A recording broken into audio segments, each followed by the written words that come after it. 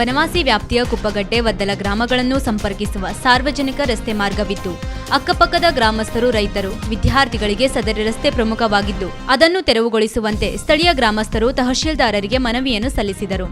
ಈ ರಸ್ತೆ ಮಾರ್ಗ ಈಗ ಸಂಪೂರ್ಣವಾಗಿ ಒತ್ತುವರಿಯಾಗಿದ್ದು ಅತಿಕ್ರಮಣದಾರರು ರಸ್ತೆ ಸಂಪರ್ಕವನ್ನು ಕಡಿತಗೊಳಿಸಿರುವುದರಿಂದ ಅಕ್ಕಪಕ್ಕದ ಜನರಿಗೆ ತೀವ್ರ ತೊಂದರೆಯಾಗಿದ್ದು ಕಂದಾಯ ದಾಖಲೆಗಳಲ್ಲಿ ನಕಾಶೆಯಲ್ಲಿ ರಸ್ತೆ ಇದ್ದು ಅದನ್ನು ತೆರವುಗೊಳಿಸುವಂತೆ ಸ್ಥಳೀಯ ನಾಗರಿಕರು ತಹಶೀಲ್ದಾರರಿಗೆ ಮನವಿಯನ್ನು ಸಲ್ಲಿಸಿದರು.